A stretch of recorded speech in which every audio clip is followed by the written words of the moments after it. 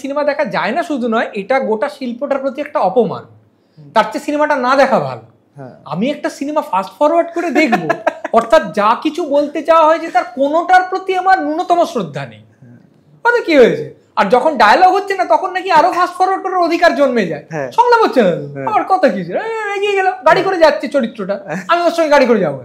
আরে তারও যে একটা মানে আছে, সেটা হচ্ছে দেখাতে চেয়েছে যদি গাড়ি করে অনেকক্ষণ চরিত্রটা যায়, তারপর আমি কিছুটা দেখাতে চাইছি।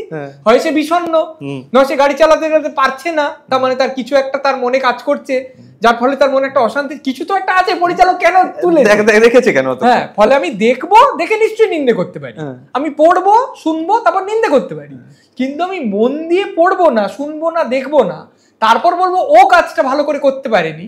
এর মধ্যে গোটা জিনিসটার প্রতি একটা অশ্রদ্ধা আছে, যেটাকে কখনো গ্রহণ করা যেতে পারে। এটা কি মানে মানে এই জিনিসটা আগে ছিল হয়তো, এখন কি সেটা নেই? মানে আগে যেমন ফিল্ম ক্লাব যত হয়েছে বা বিদেশি ছবি দেখার যত অভ্যাস বাঙালির মধ্যে ছিল, সেইটা কি ধীরে ধীরে একটু, কিন্তু আমি জানি না, এটা আরো যুক্তি দিয়ে বললে হয়তো অন্যরকম দেখাবে, যে এখনো কিন্তু ফিল্ম ফেস্টিভ্যালে প্রচুর লোক যায়, প্রচুর লোক ফিল্ম ফেস্টিভ্যালে যায়, তারা বিদেশি ছবি বসে বসে দেখেন।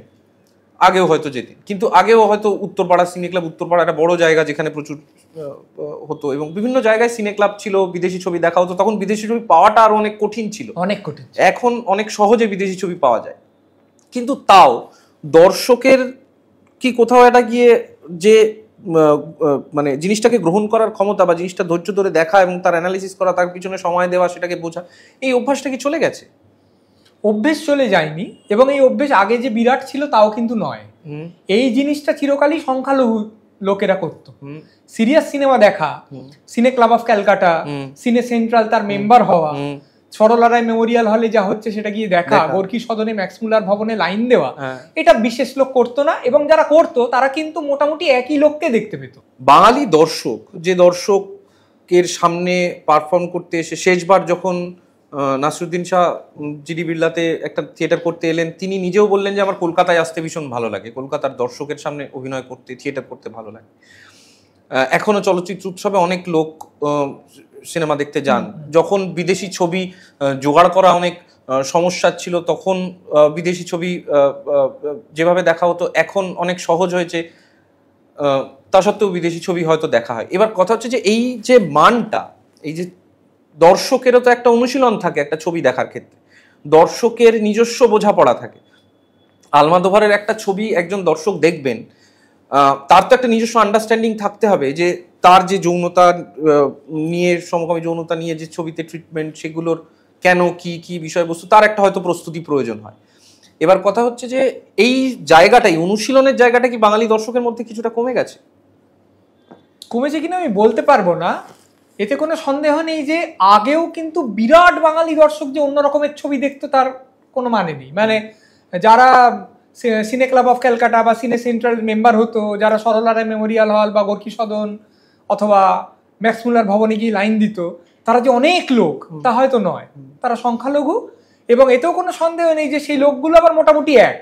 মানে নন্দন 2-তে আর্কাইভের শোতে গিয়ে যার সঙ্গে দেখা হয়েছে, ম্যাক্স মুলারে গিয়ে তার সঙ্গেই দেখা হয়েছে, আবার অলিয়াস প্রসেসে গিয়ে তার সঙ্গেই দেখা হচ্ছে। অর্থাৎ সিরিয়াস ফিল্ম এরাই ঘুরে ঘুরে কয়েকজন লোক দেখছে। তাই প্রচুর বাঙালি হই হই করে, আপনি আলমোদোভারের নাম বললেন, কিন্তু আমি বলছি যে বার্ডম্যান কি গোদার দেখতে চলে যাচ্ছে, আর দেখে প্রচন্ড রস গ্রহণ করছে, ব্যাপারটা তা নয়। যখন এই ধরনের কোনো বিরাট ফেস্টিভ্যাল হয়, তখন লোকেরা যে যায়, কেন যায় তারও আবার স্তর ভেদ আছে। যখন আমাদের সময় যেত, তখন এই ধরনের ফেস্টিভ্যালে আনসেন্সার্ড ছবি আসে, ফলে যৌনতাটা দেখা যেত, পুরোপুরি যৌনতা দেখা যেত, যে যৌনতাটা আমাদের এখানকার সিনেমায় দেখা যেত না।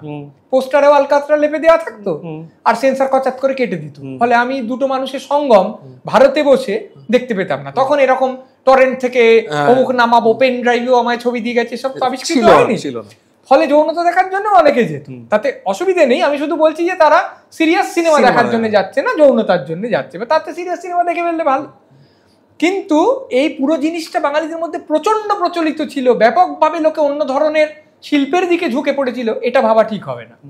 আবার এখন জিনিসটা কমে গেছে, অন্য ধরনের ছবি কেউ দেখে না এরকমও নয়, কিন্তু দেখতে যাচ্ছে বলেই আবার তারা প্রত্যেকে সেটা রস গ্রহণ করতে পারছে, এটা এখনকার দর্শককে দেখে চট করে মনে হয় না। ধরুন নাটক দেখতে গেল, এতে তো কোনো সন্দেহ নেই যে বাঙালি দর্শক এখনো নাটকে একদম হল ভরিয়ে দেয়, বহু নাটক, সব নাটকে নয় কিন্তু বহু নাটকে। সে নাটকে হয়তো সেরকম ভাবে খুব বড় নক্ষত্র নেইও, কিন্তু নাটকটার নাম হয়ে গেছে। কিন্তু আপনি যদি নাটকটায় আপনি তাদের সঙ্গে বসে দেখেন, আমি দেখেছি, তখন দেখবেন আমি যে খুব নাটক দেখি তা না, কিন্তু তাহলেও যে কটা দেখেছি তাতে আমার মনে হয়েছে যে স্ল্যাপস্টিকেই বরং বেশি হাসছে, যে মনোলগটা বেশ গোদা তাতেই হাততালিটা পড়ছে। আর সূক্ষ্ম কাজগুলোর সেরকম স্বীকৃতি অন্তত হই হই করে হলের মধ্যে দেখছি না। তাহলে আমি যাচ্ছি বলেই কি আমাকে কুর্নিশ জানাতে হবে, নাকি গিয়ে আমি প্রকৃত রসটা গ্রহণ করতে পারলে তবে কুর্নিশ জানাতে হবে? এইটা একটা বড় ব্যাপার। এখন তো সত্যি বলতে এটা গোটা পৃথিবীতেই কি এটা সত্যি নয়? গোটা পৃথিবীতেই এটা কোনো সন্দেহ নেই। এটার জন্য বাঙালি জাতকে আলাদা করে কোনো রকম ভাবে তিরস্কার করা যায় না। সারা পৃথিবীতেই বেশিরভাগ লোক যা গোদা বোদা পাতি সেই দিকে যাবে এবং যা সূক্ষ্ম তার দিকে যাবে, এটা নিয়ম, শিল্পের নিয়ম। বাঙালির ক্ষেত্রে বিপদটা হচ্ছে বাঙালি এটা স্বীকার করতে অরাজি। সে বলবে যে আমি যেহেতু বাঙালি হয়ে জন্মেছি, আমি গোড়া থেকেই সূক্ষ্ম শিল্প বুঝি। বোঝো না বাবা, বেশিরভাগ লোক বোঝে না, তো বললেই হয়, কোনো অসুবিধা তো নেই। কেউ তো তোমাকে না মাথার দিব্যি দেয় না তোমার সূক্ষ্ম না, আমি বুঝি না, ছাড় তো। বাঙালির কিন্তু এখন আঁতেলদের প্রতি একটা আন্তরিক ঘৃণা আছে, মানে ও চর্চা করে, চিরকালই ছিল, কিন্তু খুব তার সঙ্গে সমীহও মিশেছিল। হ্যাঁ, একটা সমীহ তো ছিলই। মানে যে ছেলেটা হয়তো তেমন বাড়ি গাড়ি কিছু করতে পারেনি, কিন্তু সে নিয়মিত গ্রুপ থিয়েটার করে, হয়তো একটা পাঞ্জাবি পরে সন্ধ্যাবেলা ছেঁড়া পাঞ্জাবি পরে কাঁধে ম্যাগাজিন করে, তার প্রতি একটা শ্রদ্ধা বা তার প্রতি একটা জায়গা ছিল। হ্যাঁ, তাকে আমি ব্যঙ্গও করি, কিন্তু তাকে আমি কোথাও শ্রদ্ধাও করি। দেখো লোকটা কিন্তু যে সে নয়, ওর লেখা বেরোয় বা লেখা বার করার জন্য সে নিজের টিউশন থেকে যেটুকু টাকা পায় সেটা পুরোটা ঢেলে দেয় তার পত্রিকাটার পেছনে। তার প্রতি সমাজের একটা প্রশ্রয় ছিল এবং সমাজের একটা তার প্রতি শ্রদ্ধা, কিছুটা ভালোবাসাও ছিল। দেখো আমরা তো কেরানিগিরি করে দিনটা কাটিয়ে দিলাম, ও দেখো একটা অন্যরকম করছে, তো এটা ছিল। সেই জিনিসটা এখন প্রায় পুরোপুরি উবে গেছে। ধরো দেখ আমাদের কলেজে এরকম ছেলে কি ছিল না, কাফকা কামু এসব বলছে, তাকে প্রচুর ব্যঙ্গ করা হতো ক্যান্টিনে, আঁতেল এসে গেছে, আবার আতলাম উসুর হয়ে যাবে। কিন্তু একই সঙ্গে তাকে একেবারে ফেলে দেওয়া যেত না, ঠিক আছে আমি পড়ি না, ও তো পড়ে। কোথাও একটা তার প্রতি শ্রদ্ধা ছিল, সবার ছিল না, কিন্তু অনেকের ছিল। এখন সেটা কোথাও নেই। এখন হচ্ছে ও একটা কি উদ্ভট আচা ভুয়া পাবলিক হয়েছে রে, এসব পড়ার মানে কি? এই জিনিসটা অনেক বেশি মাত্রায় দেখতে পাই এখন। তো সত্যি বলতে কি, যেটা আপনি বলছিলেন বিদেশি ছবি দেখার যে সুযোগ এসছে, মানে সেটা একটা ফ্যান্টাসি, সেটা রূপকথা, কল্পনা করা যায়। মানে যে দেখতে চায় 150-200 টাকা দিয়ে একটা সাবস্ক্রিপশন নিয়ে একটা অ্যাপে সারা দিন সব ছবি দেখে, হ্যাঁ সে দিনে পারলে মানে 3টে ছবি দেখুক না, কেউ তাকে আটকাচ্ছে। এত বিদেশি ছবি যেখানে দেখা যায়, এত সিরিয়াস ছবি যেখানে দেখা যায়, যেটা আপনি বললেন যে আগে সিনে ক্লাবেরা কত কষ্ট করে জোগাড় করে, মানে তখন একটা হাঙ্গেরির অমুক পরিচালকের জানিস আমরা একটা রেট্রোস্পেক্টিভ করছি, কি বলিস কি জোলটান ফাবরি, আমরা তো নামও জানতাম না, মিক্লোস ইয়ানচো, তাকে আমরা বলতাম জানস্কো, কারণ JANSCO, তার যে পদবীর আসল উচ্চারণ ইয়ানচো, আমরা অনেক পরে জেনেছি। কিন্তু আমরা দেখতে যেতাম যে বাবা হাঙ্গেরির একটা লোক সে ছবি করেছে, আচ্ছা দেখি তো। তখন দেখা ন্যাশনাল ফিল্ম আর্কাইভে তখন প্রতি বুধবার একটা করে শো হতো, প্রতি মাসে ওই বুধবার গুলো একই পরিচালকের ছবি দেখানো হতো, অর্থাৎ 5টা বুধবার থাকলে বার্গম্যানের 5টা ছবি। বিদেশি ছবি দেখার যে পরিমাণ সুবিধা এখন চলে এসছে, ইচ্ছে করলে আমি টরেন্ট থেকে নামিয়ে নিয়েছি, আমি জয়ন্তদার কাছ থেকে পেন ড্রাইভে পেয়ে গেছি, গাদা স্ট্রিমিং প্ল্যাটফর্ম এসে গেছে, এত এসে গেছে, মানে ইচ্ছে করলে একটা লোক দিনে 3টে আশ্চর্য অন্য রকমের ছবি দেখতে পায়। কিন্তু কই আড্ডায় তো তার কোনো স্বাক্ষর দেখি না। তখন আলোচনা হয় সেই কতগুলো ওয়েব সিরিজ নিয়ে, যেগুলো আর যাই হোক অভিনব নয়। এই যে সমগ্র পৃথিবী জুড়ে থ্রিলারের একটা বিরাট এখন চল হয়েছে, ও ওকে খুন করে ফেলেছে, তাহলে শেষকালে দেখা গেল না একটা দৃশ্যে যে চা দিয়ে গেছিল সে খুন করেছে, আমি কি করে বুঝবো? ঠিক আছে, কিন্তু এগুলোর মূল জিনিস হচ্ছে বিনোদন। আমরা বাঙালিরা অন্তত বলা বলি করতাম এবং অনেকে বিশ্বাস করতাম সংস্কৃতির একটা কাজ বিনোদন নিশ্চয়ই, কিন্তু আরেকটা কাজ ভাবনার খোরাক জোগান, শুধুমাত্র টাইম পাস করা নয়। আমার এই সময়টা একটু মজায় কেটে যাবে, একঘেয়েমি থাকবে না, শুধুমাত্র এই জন্য সংস্কৃতি নির্মিত হয় না। সংস্কৃতি তোমাকে ভাবাবে, তোমাকে চ্যালেঞ্জ করবে, তোমার ভাবনাগুলোকে ঝাঁকুনি দেবে। হেই এটা কি বলছে, আমি তো এতদিন সম্পূর্ণ উল্টো কথা ভাবতাম, কেন এটা বলছে? কখনো পরিবর্তন করতে পারে, না পারলেও আমাকে রাগিয়ে দেবে, আমাকে ডিস্টার্ব করবে।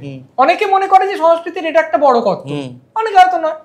কিন্তু অনেকগুলো জিনিস মিলিয়ে তো সংস্কৃতি তৈরি হবে। শুধুমাত্র আমি নেটফ্লিক্স আর অ্যামাজন প্রাইমে কতগুলো জিনিস দেখলাম যাতে আমার সময়টা কেটে গেল, এইটুকুই সংস্কৃতি নয়। কিন্তু আমি তো আড্ডার পর আড্ডা, গল্পের পর গল্প, সভার পর সভায় তাই দেখি। অন্যরকম ছবি নিয়ে আলোচনা আমি তো খুব একটা দেখি না, অথচ অন্যরকম ছবি দেখার সুযোগ এতটা বেশি। ফলে ঘটনাটা এইটা যে বাঙালির মধ্যে সিরিয়াস লোক, বাঙালি কেন, যেটা আপনি বলছিলেন যে পৃথিবীর যে কোনো জাতির মধ্যে সিরিয়াস সংস্কৃতি নিয়ে ভাবা লোক, চর্চা করা লোক চিরকালই কম, বাঙালির মধ্যেও কম, হয়তো এখন আরো কম। কারণ সিরিয়াসনেস এটার প্রতি একটা বিকর্ষণ বহু মানুষের চলে এসছে। তার কারণ সে এত কিছু পেয়ে গেছে, এটা থেকে ওটাই লাফাচ্ছে, তার মন একটা জিনিসে নিবিষ্ট আর হতে পারে না। কারণ আপনি যখন একটা ফোন দেখছেন, হোয়াটসঅ্যাপে এতগুলো জিনিস দেখে ফেললেন, তারপর ফেসবুক দেখছেন, স্ক্রোল করে করে 50,000 জিনিস দেখে ফেললেন। এবার একটা জিনিসে নিবিষ্ট হওয়ার যে অভ্যেস, সেটা তো আপসেই চলে যাবে, মন অলস হয়ে যাবে। এখন আমি বসে 3000 পাতার উপন্যাস পড়ব। আমি একটা জিনিস, পারফেক্ট ডেজ বলে একটা ছবি, যে ছবিটা নিয়ে প্রচুর আলোচনা হচ্ছিল, সেই ছবিটায় লাস্ট একটা শট ছিল যেখানে উনি গাড়ি চালাচ্ছেন এবং ওই সেই টোকিও টাওয়ারটা দেখা যাচ্ছে, ওই শুধু ওনার উপর ক্যামেরাটা থাকে প্রায় অনেকক্ষণের শট, এবং উনি হাসতে হাসতে হাসতে হাসতে শেষে গিয়ে কেঁদে ফেলে। ওই ওর মতন অসামান্য একটা শট, ওই শটটা যে দীর্ঘ ওইটা তো মনোযোগ দিয়ে দেখতে হবে পুরোটা। না, তার কারণ ওটা উইম ওয়েন্ডার্সের ছবি, উইম ওয়েন্ডার্সটা এখনকার লোকের মতো ছবি করবেন না, একেবারেই না। এবারে ঝামেলা হচ্ছে এই যে এখনকার লোক আবার উইম ওয়েন্ডার্স দেখবেও না। দেখবে না বলছি না, নিশ্চয়ই কয়েকজন দেখবে, কিন্তু এইবার দেখতে গিয়ে একজন সাধারণ লোক ভাবে বাবারে এতক্ষণ ধরে একটা জিনিস ধরে রেখেছে। কারণ এখন সিনেমা করার মানেই হচ্ছে প্রচুর কাট হতে হবে। কেন হতে হবে? কাট করছি কেন? একটা ফিল্ম ইনস্টিটিউটে আপনি যদি যান, আপনাকে প্রথম বলা হবে যে প্রতিটি কাটের একটা মোটিভেশন থাকতে হয়। এবার তা হয়তো থাকে না, হয়তো কাটের মূল মোটিভেশন হচ্ছে আমি কেমন কাট করতে পারি এইটুকু দেখান, আমি কত স্মার্ট এটা দেখান। এখন যে কোনো ছবি দেখতে গেলেই দেখা যায় যে একটা শটকে কতগুলো দৃষ্টিকোণ থেকে নেওয়া যায়, কি দরকার? এরকম পরিচালকও পৃথিবীতে আছেন যিনি কোনো সিনই কাটেন না, মানে তার প্রতিটি দৃশ্য হচ্ছে একটা করে শট। আমি আর আপনি কথা বলছি, সেই ভদ্রলোক শুধু 2 শটে তুলবেন, কখনো হয়তো প্যান করে আপনার মুখে যেতে পারে, কখনো প্যান করে আমার মুখে আসতে পারে, একটু জুম মাঝে মাঝে হয়, কিন্তু কাট হয় না। প্রতিটি দৃশ্যই এইভাবে তোলা। অসামান্য পরিচালক, তিনি এখন বিশ্ববিখ্যাত। এককালে অনেকগুলো ছবি করতে হয়েছে তার জন্য, দক্ষিণ কোরিয়ার পরিচালক এরকমও আছে। ফলে অনেক রকম শিল্প হয়, এই ধারণাটা থাকতে হবে তো যে শিল্প একরকম হয় না, এই ধারণাটা প্রথমত আমাদের নেই, বহু লোকেরই নেই। সবার ধারণা একরকমই শিল্প হয়, ওইটা তুমি করছো না মানে তুমি পারছো না। কেন করছো? মানে শিল্পের কোনো নির্দিষ্ট ব্যাকরণ নেই। ব্যাকরণ হয়তো কিছু ক্ষেত্রে আছে, আবার সেই ব্যাকরণ ভাঙারও ব্যাপার আছে, কিন্তু শিল্পের কোনো নির্দিষ্ট ধরন নেই যে এই ধরনেরই শিল্প করতে হয়। কেন হবে? কবিতা অনেক রকম, সিনেমা অনেক রকম, গদ্য অনেক রকম, একটা লোক এসে সম্পূর্ণ তার নিজের রকমে শিল্পটা পরিবেশন করতে পারে। এইটা প্রথমে মাথায় রাখতে হবে। তারপর মাথায় রাখতে হবে আমি যখন জিনিসটা দেখতে যাচ্ছি, জিনিসটা যখন আমাকে খুব এরকম হয় নাকি এরকম মনে হচ্ছে, তখনও আমাকে মনটা খোলা রাখতে হবে যে আগে আমি জিনিসটা দেখি না, তারপর দেখে পুরোটা আগে মন দিয়ে দেখি যে ঠিক আছে লোকটা 10 মিনিট ধরে আমার দিকে তাকিয়ে আছে পর্দা থেকে, এও হয়েছে, এ ছবিও আছে, একটা লোক চুপ করে আমার দিকে তাকিয়ে আছে, বা একটা লোক শুধু হেঁটে যাচ্ছে, গোটা ছবি জুড়ে শুধু একটা শহর জুড়ে হেঁটে গেল একজন সন্ন্যাসী, সেটাকেই তোলা হলো, কিচ্ছু বলা হলো না, কিচ্ছু করা হলো। এবার সে ছবি দেখে আমার বাজে লাগতেই পারে, আমার একঘেয়ে লাগতে পারে, আমি বলতে পারি আমি এই পরিচালকের জীবনে ছবি দেখবো না, কিন্তু আগে আমায় দেখতে হবে। 2 মিনিট থেকে বেরিয়ে এসে আমি বড় বড় কথা বলতে পারি না, বা আমি বিশেষজ্ঞের মতামত দিতে পারি না, কারণ আমার থেকে ওই ভদ্রলোক বা মহিলা যিনি এই জিনিসটা তৈরি করেছেন, তিনি প্রথম কি আশা করেছিলেন যে মনোযোগ দিয়ে আমি জিনিসটা দেখবো, মনোযোগ দিয়ে আমি আমার গানটা শুনবো, মনোযোগ দিয়ে আমি বইটা পড়বো। তারপর তুমি নিন্দে করো না, যুক্তি সহকারে নিন্দে করতে হবে, ও যাচ্ছে তাই এটুকু বললে হবে না। কিন্তু ওই মনোযোগটুকু যদি আমি বিনিয়োগ করতে নারাজ হই, তাহলে কিন্তু ফেসবুকে এসে আমার সেই লোকটাকে গালাগাল দেওয়ার কোনো অধিকার জন্মায় না। আপনি চেয়েছিলেন একজন চলচ্চিত্র